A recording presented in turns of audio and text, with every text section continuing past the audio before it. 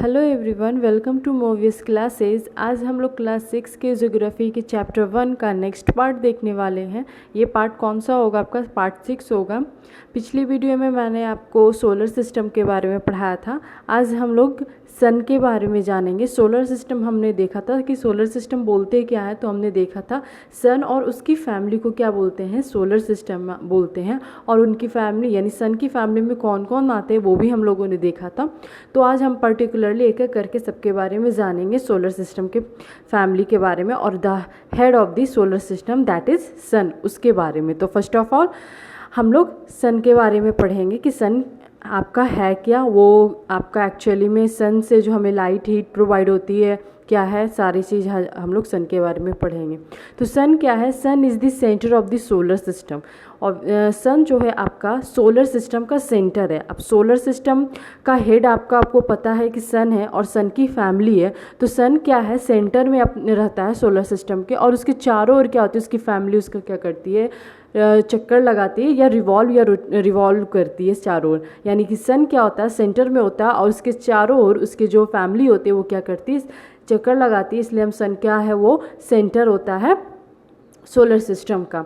It is huge and made up of extremely hot gases. ये क्या होता है, बहुत ही बड़ा होता है और क्या चीज़ से बना हुआ होता है, हॉट गैसेज से बना हुआ होता है, यानी कि बहुत ही hot gases.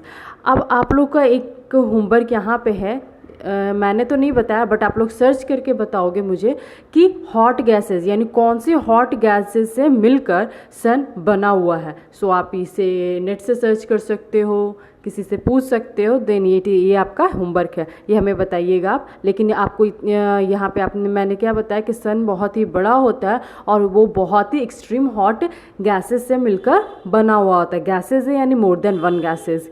It is ultimate source of heat and light. इसके पास क्या होता है, बहुत ही मात्रा में क्या होती है, हीट होती है एंड लाइट होती है। दैट्स वाई ये प्रोवाइड करता है हमें heat and light.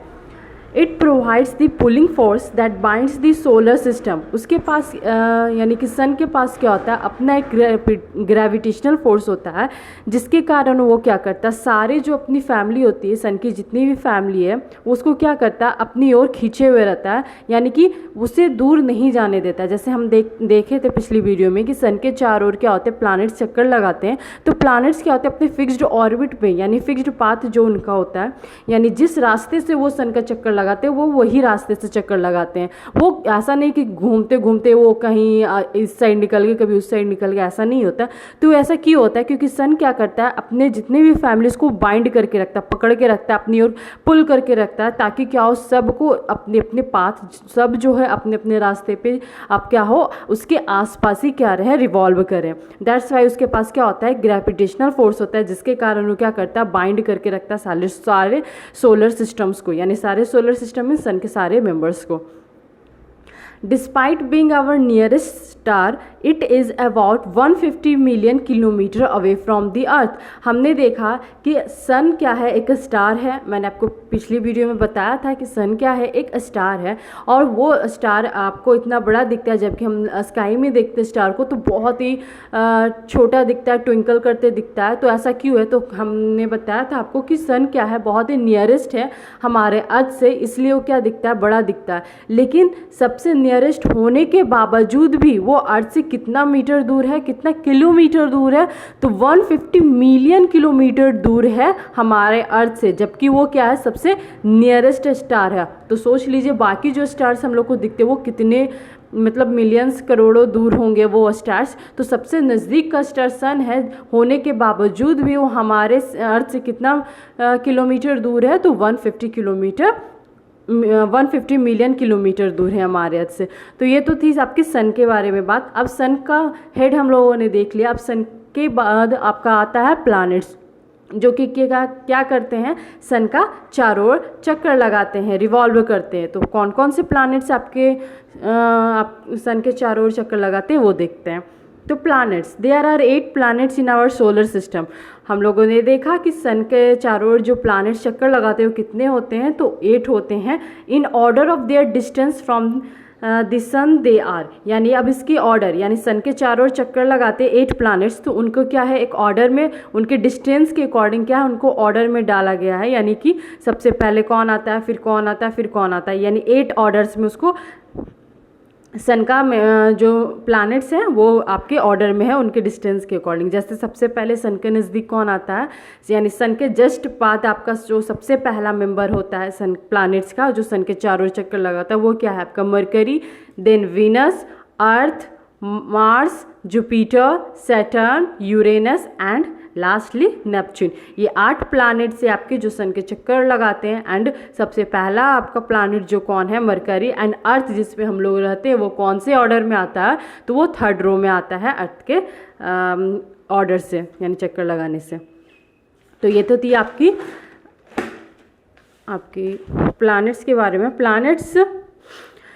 Planets move in the fixed path, they are known as orbits. अब यहाँ पे देखेंगे कि सन के चारों ओर चक्कर तो प्लैनेट्स लगाते हैं, लेकिन वो क्या करते हैं अपने फिक्स्ड पाथ में लगाते हैं, जिसको क्या बोलते हैं ऑर्बिट। पिछले क्लास में भी मैंने बताया था कि जैसे सन है, सन के चारों ओर सारे प्लैनेट्स क्या होते हैं रिवॉल्व करते हैं, तो सारे प्लैनेट्स के अपने अपने क्या होते हैं पाथ होते हैं, रास्ते होते हैं, उस रास्तों को क्या बोलते हैं ऑर्बिट बोलते हैं। अगर अर्थ सन के चारों ओर चक्कर लगा रहा है तो वो अपने ही रास्ते में चक्कर लगाए, ना कि वो चाहे तो वीनस के रास्ते आ जाए या वो चाहे तो मार्स के रास्ते आ जाए, ऐसा नहीं हो सकता।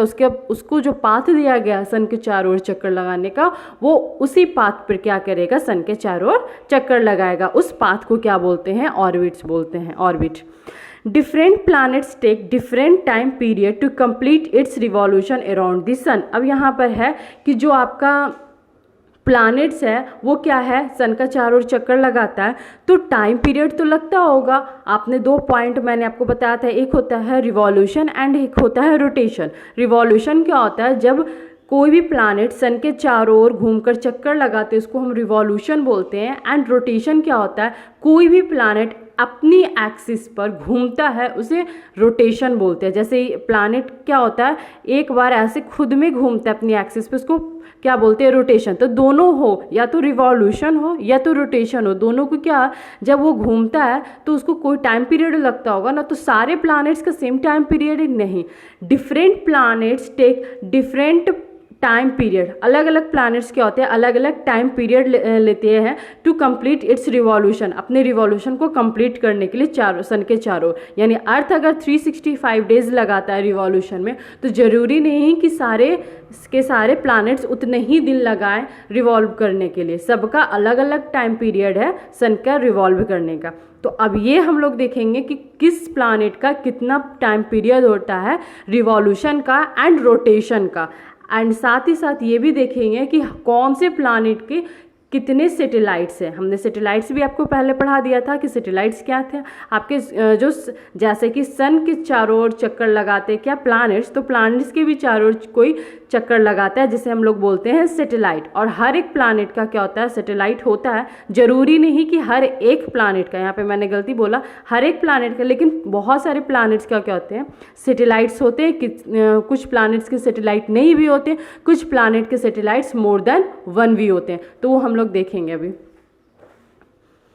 जैसे मैंने यहाँ पे आप चार्ट बनाया आप लोग के लिए, प्लैनेट्स जो कि हम 8 प्लैनेट्स हैं, 1 ऑर्बिट अराउंड द सन, वो यानी कि एक ऑर्बिट, यानी अपने ऑर्बिट में सन के चारों ओर चक्कर लगाना, दैट इज कॉल्ड रिवॉल्यूशन। यानी कि 1 ऑर्बिट अराउंड द सन, यानी सन के चारों ओर चक्कर लगाने में हर एक प्लैनेट को कितना दिन लगता है, 1 स्पिन ऑन एक्सिस, खुद में घूमने में कितना दिन लगता है, एंड नंबर ऑफ मून्स, और उस प्लैनेट का कितने नंबर ऑफ मून है। Moon in the sense of satellite, कितने सैटेलाइट हैं, जिसे हम लोग मून बोलते हैं, क्योंकि हमारे अर्थ का सैटेलाइट को क्या बोलते हैं मून बोलते हैं। दैट्स वाई हम लोग क्या यहाँ लिखे हैं मून लिखें। तो सबसे पहले मरकरी आता है, इन ऑर्डर में ही चलेंगे हम लोग। तो सबसे पहले सन के नज़दीक कौन है आपका प्लैनेट, तो वो है आपका मरकरी है, तो मरकरी को 88 डेज लगता है सन के चारों ओर चक्कर लगाने में, उस सेम पाथ में।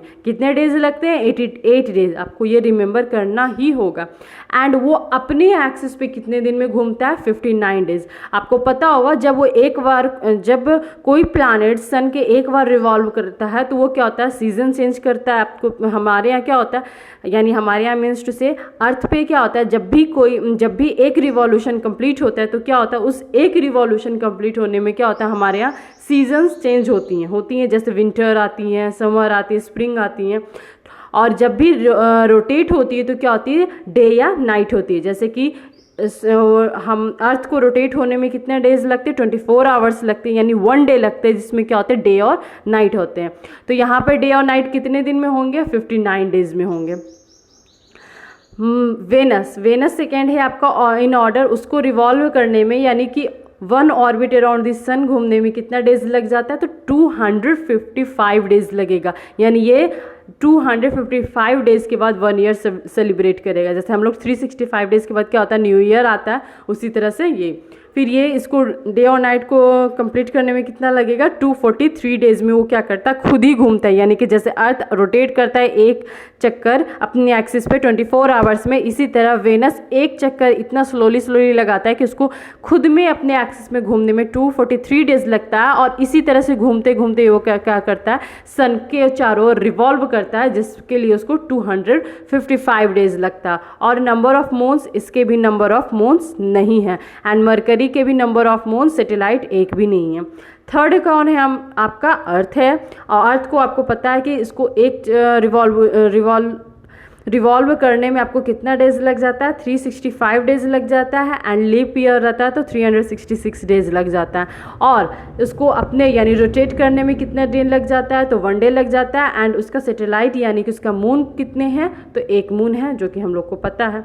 फिर आपका आता है मार्स को कितने डेज लग जाते हैं 1 ऑर्बिट यानी रिवॉल्यूशन के लिए? तो 687 डेज लग जाते हैं आपके। ये इसके यहाँ भी दिन और रात कितने दिन में हो जाते हैं? तो 1 डेज में हो जाते हैं। एंड इसके मून कितने हैं? 2 मून हैं। इसलिए आप लोगों ने सुना होगा कि साइंटिस्ट लोग ने क्या बोला है कि अगर पॉसिबिलिटी थोड़ी बहुत भी कोई लाइफ एग्जिस्ट कर सकता है किसी अदर प्लैनेट पे, तो वो क्या है? मार्स है। क्योंकि उसका रोटेशन क्या है? अर्थ के सिमिलर है। वहाँ भी एक दिन में डे और नाइट हो जाती है। एंड अर्थ पे भी क्या होता है? एक डे ही कंप्लीट करता है 1 रोटेशन में। सिर्फ यहाँ पे प्रॉब्लम क्या है कि हमारे यहाँ न्यू ईयर 365 डेज में हो जाती है, तो इसको कंप्लीट 1 ईयर कंप्लीट करने में कितना डेज लग जाता है? 687 डेज लग जाते हैं। यानी रिवॉल्व करने में उसको, सन के रिवॉल्व करने में उसको कितना डेज लग जाता है? 687 डेज। मून भी इसके ज़्यादा नहीं है, कितने हैं आपके? 2 हैं। फिर नेक्स्ट आता है आपका जुपिटर को रिवॉल्व करने में, देखिए यहाँ पे डेज में बात हो रही थी, अब यहाँ पे ईयर्स ही आ गई है। 11 ईयर्स आपको लग जाता है एंड 11 मंथ अप्रॉक्सीमेटली आपका बोल सकते हैं 12 ईयर्स। यानी कि जुपिटर को रिवॉल्व करने के लिए सन का उसको कितना टाइम लग जाता है? तो 12 साल लग जाता है। जबकि उसको खुद में रोटेट करने के लिए कितना टाइम लगता है? सिर्फ 9 आवर एंड 56 में, यानी अप्रॉक्सीमेटली 10 आवर्स उसको खुद में रोटेट करने में लग जाता है। एंड नंबर ऑफ मून्स की संख्या देख लीजिए आप, 79 है। अभी आप देखोगे कि बहुत सारे ऐसे नंबर ऑफ मून्स अभी भी बहुत साइंटिस्ट लोग क्या करते हैं? डिस्कवर करते, खोजते हैं। तो ये आपको बुक में डेटा अलग भी मिल सकती है।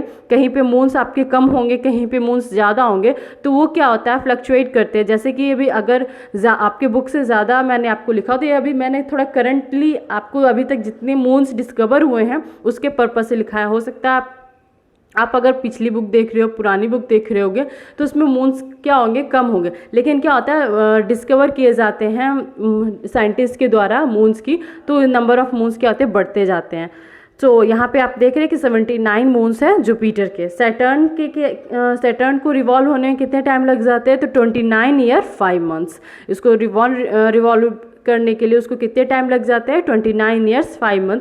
जबकि इसको रोटेट करने के लिए कितने टाइम लग जाते हैं? 10 आवर 40 मिनट्स। एंड इसका मून कितना है आपका? 62। नेक्स्ट है आपका सैटर्न को लग जाता है 29 ईयर्स 5 मंथ्स। 29 ईयर्स 5 मंथ्स लग जाता है। इसको कंप्लीट करने के लिए कितने लग जाते हैं?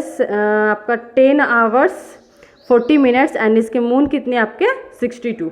नेक्स्ट है आपका यूरेनस। यूरेनस को देखिए कितने टाइम लग जाता है 84 ईयर्स, यानी एक रिवॉल्यूशन करने के लिए उसको कितने टाइम लग जाता है 84 ईयर्स। एंड नेक्स्टली आपका 1 स्पिन ऑन एक्सिस यानी रोटेशन करने के लिए कितना लग जाता है 17 आवर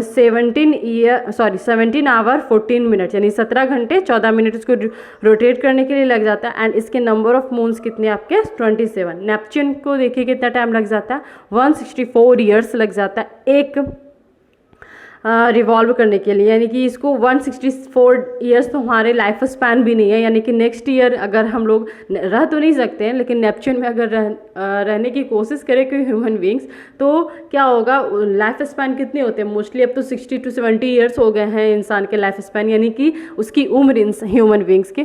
तो यहाँ तो 164 ईयर्स में क्या होता है एक न्यू ईयर आएगी इसकी। तो ये बहुत ही लंबा टाइम पीरियड है आपका रिवॉल्व करने का, और लेकिन रोटेट करने का कितना है आपका 16 hours 7 minutes. And number of moons क्या है आपके 14। तो ये आपको पूरा जो चार्ट मैंने दिया है रिवॉल्यूशन कितने लगते हैं प्लैनेट्स के, कितने टाइम लगते हैं, या रोटेशन कितने टाइम लगते हैं, नंबर ऑफ मून्स कितने हैं, तो ये आपको याद करना ही पड़ेगा। अब कुछ फैक्ट्स देख लेते हैं प्लैनेट्स के ऊपर कि क्या क्या और प्लैनेट्स के बारे में जानकारी हम लोग को मिल सकती है।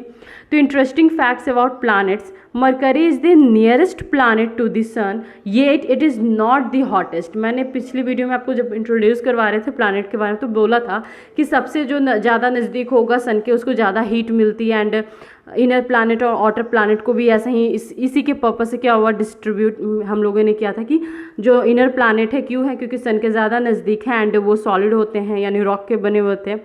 तो यहाँ पे सबसे पहले सन के कौन नज़दीक है मरकरी। तो सबसे ज़्यादा हीट किसको मिलनी चाहिए मरकरी को मिलनी चाहिए, जिसके कारण सबसे ज़्यादा हॉटेस्ट प्लैनेट किसको बोलना चाहिए मरकरी को बोलना चाहिए। लेकिन मरकरी को सबसे हॉटेस्ट प्लैनेट नहीं बोलते। सबसे हॉटेस्ट प्लैनेट किसको बोलते हैं तो सेकंड में कौन आता है आपका वेनस, उसको बोलते हैं सबसे हॉटेस्ट प्लैनेट। अब ऐसा क्यों है कि क्यों मरकरी को हॉटेस्ट नहीं बोलते हैं और वेनस को क्यों हॉटेस्ट बोलते हैं, जबकि मरकरी आपका क्या है सबसे नज़दीक है सन के। तो ये ऐसा होता है कि जैसे कि जो मरकरी के ऊपर क्या होता है ना एटमॉस्फेयर नहीं है। जैसे हमारे यहाँ क्या होता है एटमॉस्फेयर, एयर के एटमॉस्फेयर मीन्स जो हमारे यहाँ सराउंडिंग्स जो आपके एयर का बना हुआ होता है, एयर जो हमारे चारों तरफ होते हैं वो क्या होता है एटमॉस्फेयर क्रिएट करते हैं, जिसके कारण क्या होता है जब सन या हीट हमारे लैंड पे पड़ती है तो क्या होती है उसको जो हीट या लाइट जो अर्थ पे पड़ती है तो एटमॉस्फेयर क्या करती है उसको रोक के रखती है, इसलिए हमारा लैंड क्या होता है हीट हो जाता है गर्म हो जाता है तो हमें गर्मी महसूस होती है। उसी तरह वेनस पे भी क्या होता है बहुत ही लार्ज अमाउंट पे एटमॉस्फेयर पाया जाता है, जिसके कारण क्या होते हैं उसके पास भी जब लाइट पड़ती है तो उसको लाइट क्या होता है तुरंत ठंडा नहीं होता है, तुरंत लाइट या हीट वापस नहीं चला जाता है, बल्कि वेनस की एटमॉस्फेयर ज़्यादा है, मरकरी के पास ये एटमॉस्फेयर होती ही नहीं है। तो इसके कारण क्या होती है कि मरकरी पे तो हीट पड़ती है बहुत ज़्यादा सन के सबसे नज़दीक होने के कारण, लेकिन वो क्या होता है तुरंत हीट क्या होती है वापस हो जाती है, एटमॉस्फेयर नहीं होने के कारण वो हीट को होल्ड नहीं रोक नहीं पाती है। इसके कारण क्या होता है मरकरी के पास तो हीट पड़ती है ज़्यादा बट वो क्या करती है उसके पास हीट रोकने के लिए एटमॉस्फेयर है नहीं तो वो वापस हो जाती है। जबकि वेनस के पास क्या सेकेंड नंबर में सबसे ज़्यादा हीट लाइट पड़ता है और उसके पास एटमॉस्फेयर भी क्या है रैदर देन आपके मरकरी के पास तो है ही नहीं, ऐसे भी बहुत ज़्यादा है। तो वो क्या करती है सन की जो हीट को है वो एब्जॉर्ब करती है और उसको होल्ड करके रखती है, इसलिए वेनस का टेम्परेचर क्या होता है 243 डिग्री सेल्सियस, इस तरह से ये 245 डिग्री सेल्सियस इस तरह से इतने हाई तक पहुंच जाते हैं। हम लोग के अर्थ पे कितना होता है 45 डिग्री 50 डिग्री इतना अप्रॉक्सीमेटली, बहुत ज़्यादा, इसी में हम लोग को क्या होता है बहुत ही ज़्यादा गर्मी लगने लगती है। तो सोचो वो इसलिए वेनस के कहाँ पहुँच जाती है 240 डिग्री सेल्सियस। तो इस तरह से वेनस को सबसे हॉटेस्ट प्लैनेट कंसीडर किया गया है, ना कि मरकरी के सन के नज़दीक होने के बावजूद भी मरकरी हमारा हॉटेस्ट प्लैनेट नहीं है। समझ में आ गया होगा कि क्यों है, ये एक फैक्ट है आपका। Venus is considered as Earth twin, यानी वेनस को क्या बोला जाता है अर्थ ट्विन। अब अर्थ ट्विन मतलब जुड़वा मीन्स कि अर्थ के साथ पैदा नहीं हुआ बट अर्थ की तरह क्या है similarly with earth in terms of shape and size, इसलिए बोला गया कि अर्थ का जो शेप एंड साइज है उसी तरह वेनस का शेप एंड साइज है, यानी साइज के मामले में वेनस और अर्थ का साइज दोनों का सिमिलर है, इसलिए वेनस को क्या बोला जाता है अर्थ ट्विन। बस शेप एंड साइज के मामले में आपने देख लिया कि वेनस पे हम लोग रह नहीं सकते, सकते हैं, क्योंकि 243 डिग्री सेल्सियस 240 डिग्री सेल्सियस में इंसान रह ही नहीं पाएगा। अब यहाँ पे देख रहे हैं, in August 2006 International Astronomical Union declared Pluto as a dwarf planet. अब यहाँ पे क्या होता है, जो सर्च करते हैं सैटेलाइट, जो आपके सैटेलाइट के ऊपर या जो डिस्कवर करते हैं, तो उसका एक आपका ऑर्गेनाइजेशन बने होते हैं। तो वो ऑर्गेनाइजेशन क्या, आपका इंटरनेशनल एस्ट्रोनॉमिकल यूनियन, इन्होंने क्या बताया, प्लूटो को डॉर्फ प्लैनेट। अब आपको प्लूटो यहाँ पे एक शब्द दिख रहा होगा, प्लूटो। तो प्लूटो 2006 से पहले क्या माना जाता था, एज अ प्लैनेट ही माना जाता था। यानी कि पहले क्या 9 प्लैनेट्स हुआ करते थे। 2006 के बाद क्या गया, प्लैनेट को क्या, प्लूटो को क्या किया गया, निकाल दिया प्लैनेट के कैटेगरी से। अब यहाँ पे निकाल दिया in the sense solar universe से तो नहीं ना निकाल दिया, वो तो अभी भी वहीं पर है जहाँ पे प्लूटो का प्लेस है। बस उसको क्या किया गया, प्लैनेट की कैटेगरी, प्लैनेट का जो उसको नाम दिया गया था उस नाम से उसको निकाल दिया गया। क्यों, क्योंकि सॉरी थोड़ा सा चलिए, प्लूटो आपका इसलिए निकाल दिया गया था ताकि उसको, उसके पास वो प्लैनेट के क्राइटेरिया दिया गया था। जैसे कि जितने भी 8 प्लैनेट्स हैं, तो उसको प्लैनेट्स क्यों बोला गया, क्योंकि वो क्या करते हैं, सन के चारों ओर चक्कर लगाते हैं, अपने फिक्स्ड ऑर्बिट में लगाते हैं। उन पे क्या होता है, रिवॉल्यूशन होते हैं, रोटेशन होते हैं, उनके अपने अपने सैटेलाइट्स होते हैं, एंड लास्टली उनका एक फिक्स्ड शेप होता है, जो कि क्या होता है, अगर इस शेप एंड साइज के अंदर वो कोई भी ऑब्जेक्ट, कोई भी हेवनली बॉडीज आ रही है, देन वो कंसीडर होता है आपका प्लैनेट में। तो प्लूटो सारी चीज़ में तो हो गया था, तो शायद मेरे को अच्छे से याद नहीं, बट ये था कि आपका कि उसके शेप एंड साइज बाकी प्लैनेट से बहुत ही छोटा था, मीन्स टू से कि वो बहुत ही छोटा प्लैनेट था। तो वो प्लैनेट की कैटेगरी में वो हो ही नहीं रहा था, शामिल हो ही नहीं रहा था। इसलिए साइंटिस्ट लोग ने क्या किया, उसको प्लैनेट की कैटेगरी से निकालकर उसको क्या बना, बोला डॉर्फ प्लैनेट, यानी छोटा प्लैनेट बोला कि ये क्या है, डॉर्फ प्लैनेट है, बट ये प्लैनेट की कैटेगरी में नहीं आएगा। यानी जो हमारे 8 प्लैनेट्स है उसकी कैटेगरी में, जिस तरह से 8 प्लैनेट्स है उसकी कैटेगरी में नहीं आएगा। तो ये कब हुआ था आपका, 2006 से पहले हुआ, पहले उसे प्लैनेट्स कंसीडर किया गया था। आफ्टर 2006 जो कि इंटरनेशनल एस्ट्रोनॉमिकल यूनियन है, उन्होंने क्या बोला, प्लैनेट को, प्लूटो को डॉर्फ प्लैनेट बनाया। फिर क्या आपका Jupiter, Saturn, Uranus have rings around them.